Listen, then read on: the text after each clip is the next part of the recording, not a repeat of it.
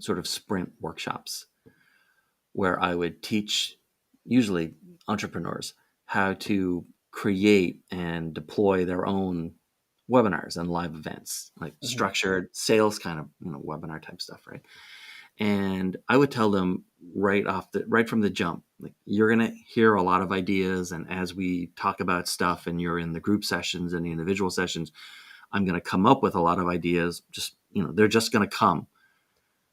You are free to steal anything and everything that I come up with. Like, I will never run out, so there's no point in hoarding them.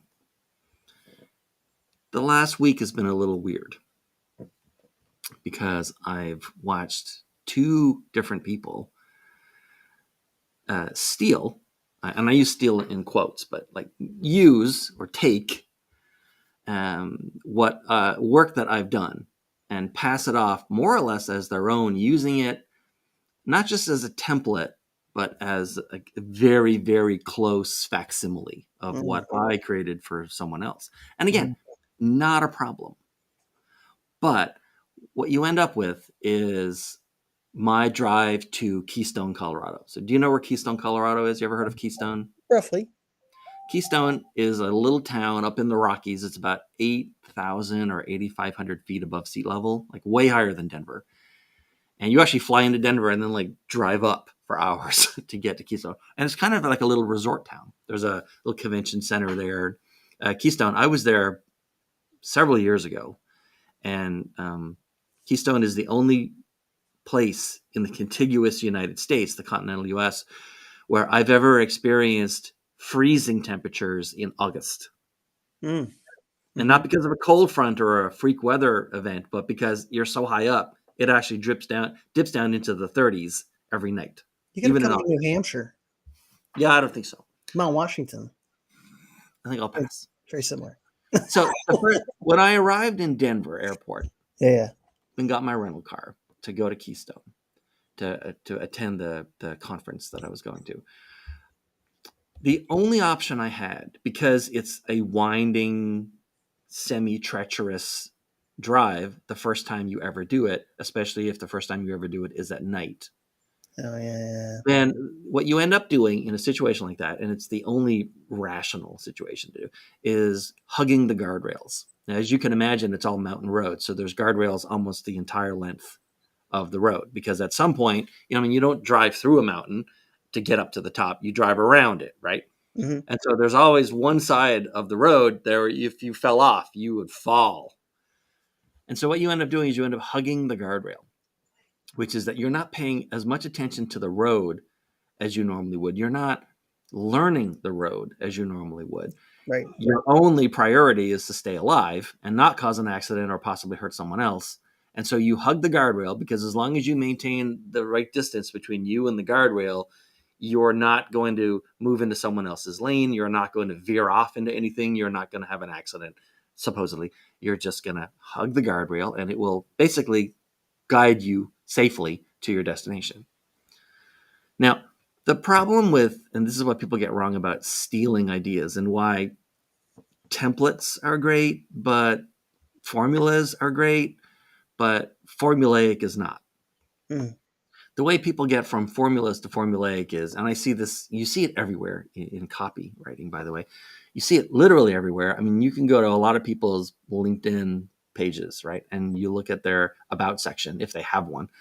And it's like, okay, in the first part you plug and you have to put in this, and then you put in this, and then you put in this. And like they all read alike. It's even though the information is different, you'd swear that it's the same person on two different pages, because it's so formulaic that there's no thing there.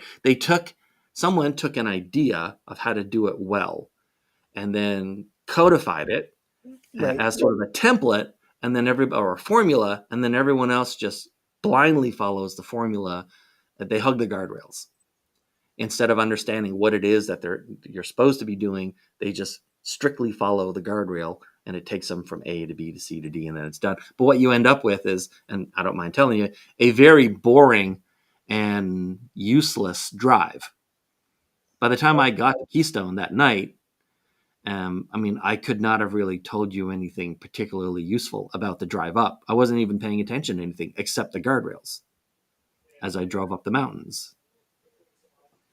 So, step one in stealing ideas and concepts is to, yes, you have to pay attention to the guardrails, but try to get through that as quickly as possible, because there's a reason for everything that's in there, and that's what you're trying to get to. Not just, you're trying to get to the formula, not just being formulaic.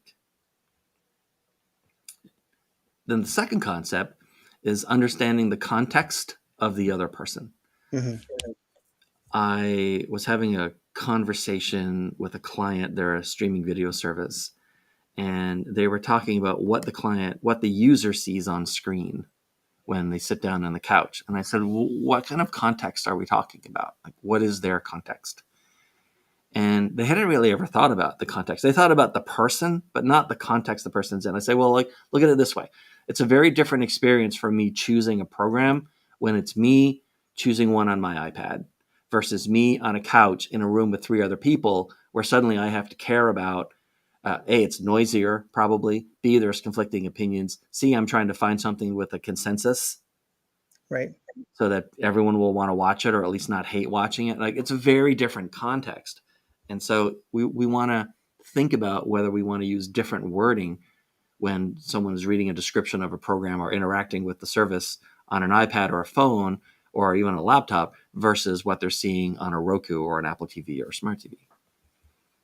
And you can't successfully steal an idea unless you understand the context of the person that you're trying to use the idea for or with. Very true. And then I think the third concept for how to steal an idea successfully and make it your own and use it is understanding the promise with a capital P. Right? Behind all of these sort of ideas is a promise. There's a promise of relief from the negative present. There's a promise of a positive future. There's a promise of legacy. There's a promise of fresh breath. There's a promise of something. And if you just steal the idea and use it to create something formulaic, you're not understanding the context of the person you're communicating to, and you've missed the promise. Now, the promise is different than the intent. The intent might be, I want to communicate that I'm a dynamic. I hate using these words. I can't even say them properly without feeling like, blah, right, like creative self-starter, blah, blah, blah. Oh, yeah. Bull crap stuff that you find on LinkedIn everywhere, right? But that's the intent. The intent is to communicate what you want to say about yourself. But the promise is what the reader or the user or the customer or the prospect will get out of it. And it's different than your intent. Very similar concept to one we've talked about a few times before, which is everyone starts with thinking, what do I want to say and how do I want to say it, when they should be thinking about, what does that reader or audience want to hear? What will they pay attention to? What do they need? And then adapting your message to what they need. And so taking an idea and then applying your own intent to it is you saying, what do I want to say and how should I say it? Whereas understanding the promise that the person who originally came up with the idea had already understood means that you need to think about what the audience will pay attention to or remember or care about, and then aligning your message to that. So if you skip the promise, if you're not paying attention to the context, and if you're just hugging the guardrails, you're stealing ideas the wrong way. But if you're doing all those things, if you're doing it right, no one who has the idea would, no mature person would ever resent the fact that you took their idea, because you understand the promise, you understand the context. You're driving on the road and learning the road instead of just hugging the guardrail. You're taking something an idea they had, and you're transforming it into something different, maybe even better. So that's how you steal ideas properly and use them properly. Understand the promise that the audience or the reader gets from it, and understand the context that person is in. Is it noisy where they are? Are they reading it on a small screen? Mm-hmm. Do they have someone yelling at them at the same time? Right? Are they lonely? Have they not, talked to anybody in hours or days or weeks? Like, what is their context? Are they in a city? Are they remote? Where are they? And then drive on the road. Don't do what I did for Keystone and hug the guardrails.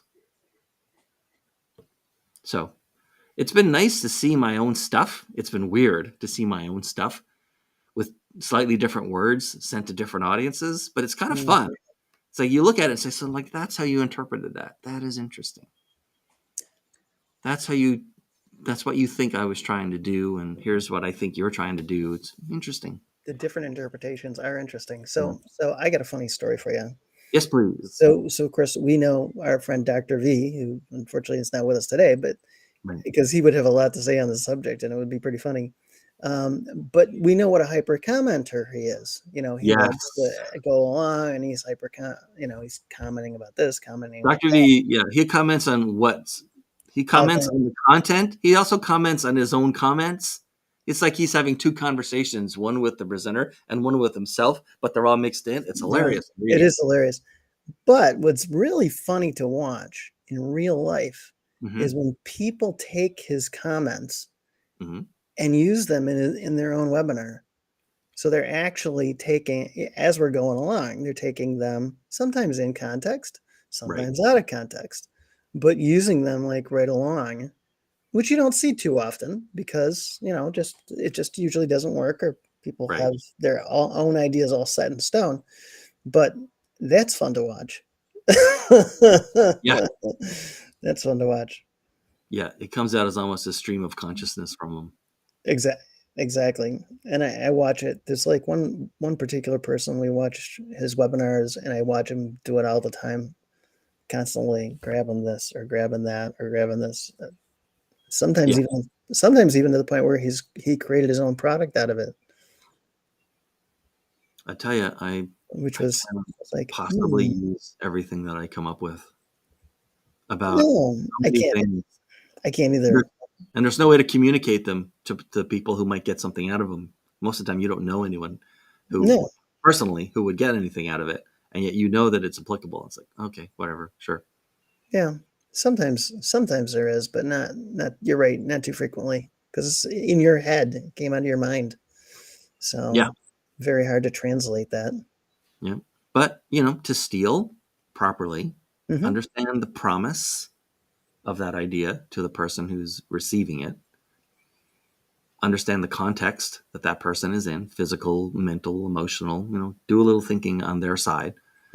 And remember, you're trying to learn the road, not hug the guardrail.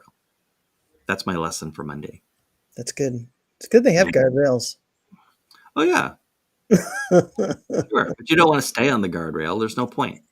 We got a couple of spots where we don't have guardrails, and they really should have guardrails. Yeah, I hear you. Well, that's all I have for today. That's it, and it's good. What about you? Anyone ever stole your stuff? You ever see your stuff replicated somewhere? Of course. Yeah. I mean, it's impossible not to see if you've been in marketing or sales or anything long enough, it's impossible to not see your stuff replicated somewhere in some way, shape, or form. Always going to have some idea that gets grabbed, gets used. It's all right. You don't mind it? Not really. No. It's funny how many people do, but I've got, it's a stage that I think everybody's got to get past. Right. It's like people are going to take your stuff. There's no way to really protect your stuff. That's that's also a misnomer. So you almost have to be creative about letting people steal your stuff in a very creative way. So you still make money if they steal it or not. Well, that, and just understand that, the only way to stay ahead is to stay ahead. Right. When it comes to creativity and new ideas and applying them and being, you never want to be in the middle of the road on anything. It's the most dangerous place, right? Cars coming in both directions and you're in the middle. Yep. But and you're right there.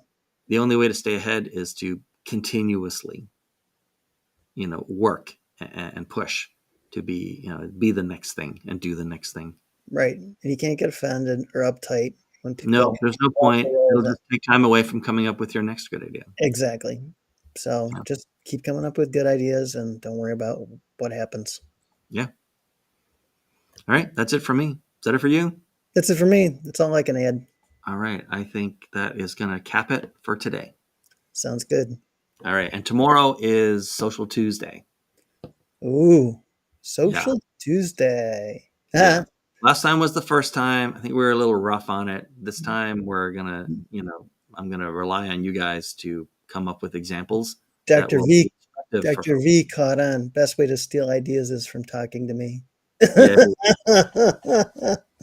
Yeah, we were just talking about you. Or I was just talking about you. You probably noticed. But sounds good. So get ready to pick some good stuff for tomorrow. It's gonna be fun. Yep. All right. Thanks, everyone. See you tomorrow.